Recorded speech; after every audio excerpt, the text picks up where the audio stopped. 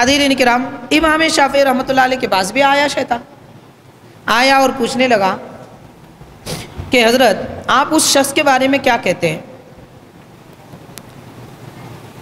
کہ جس نے مجھے، اس ذات کے بارے میں آپ کیا کہتے ہیں کہ جس نے مجھے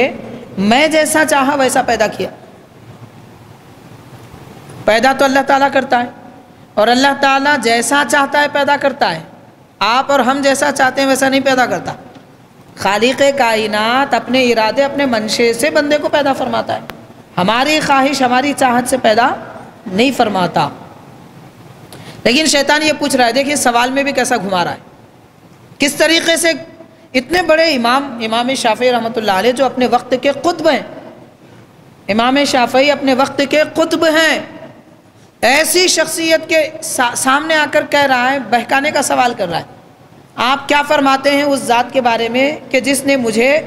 ایسا پیدا کیا جیسا میں چاہتا ہوں، اور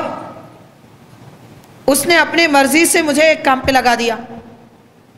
پھر اس کا اختیار ہے کہ وہ چاہے تو جنت میں داخل کرے یا دوزخ میں لے جائے۔ تو امام شافعی رحمۃ اللہ علیہ نے فرمایا کہ اگر اس ذات پاک نے تجھے تیری چاہت کے مطابق پیدا کیا ہے تو یہ غلط ہے، یہ ہو ہی نہیں سکتا کہ اللہ نے تجھے تیری چاہت کے مطابق پیدا کیا، یعنی سوال کو امام شافعی رحمۃ اللہ علیہ پہلے ہی سمجھ گئے، تو اس لیے جواب میں فرما رہے ہیں تو جو سوال کر رہا ہے وہی غلط ہے کہ اللہ نے تجھے تیری چاہت کے مطابق پیدا نہیں کیا، بلکہ اللہ اپنی چاہت کے مطابق تجھے پیدا کیا، اور اس کو اختیار ہے کہ وہ تجھے جنت میں لے جائے یا دوزخ میں لے جائے، اس کا اختیار۔ تو یہ سن کر شیطان کہتا ہے کہ امام صاحب آپ نے بہت غور کر کے اس کا جواب دے دیا، اور اس کے بعد اس نے کہا کہ یہ کلام کہہ کر، یہ سوال کر کے میں نے 70,000 عابدوں کو بہکا دیا ہے، 70,000 عبادت گزار لوگوں کو میں نے راستے سے ہٹا دیا ایسا سوال کر کے۔ اے امام، آپ سمجھدار ہیں کہ میرے سوال کو سمجھ گئے اور جواب اچھا دیا آپ نے۔ تو امام شافعی رحمۃ اللہ علیہ فرماتے ہیں کہ یہ اللہ کا کرم ہے کہ رب نے مجھے سنبھالا ہے۔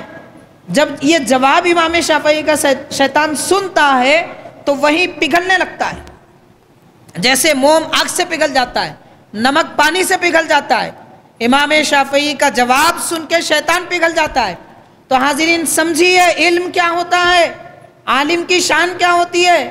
عالم جواب بھی دیتا ہے تو شیطان پگھل جاتا ہے، علم کی اتنی طاقت ہے۔ تو پتہ یہ چلا کہ جہاں علم نہیں ہوتا شیطان وہاں بہکاتا ہے۔ اسی لیے حدیث پاک میں آیا ہے کہ ایک عالم شیطان پر بھاری ہوتا ہے، لیکن 1000 عبادت گزار جو عالم نہیں ہے،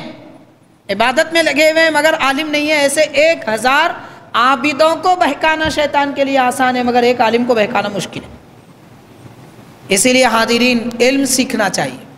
دین علم اللہ تعالیٰ کے متعلق، سرکار دو عالم صلی اللہ علیہ وسلم کے متعلق، عبادات کے بارے میں اسلام کیا کہتا ہے، مسائل دین کا علم سیکھیں، اور دین کا علم ہی ہمارا اصل یقین ہے، وہی ہمارے دل میں موجود رہتا ہے۔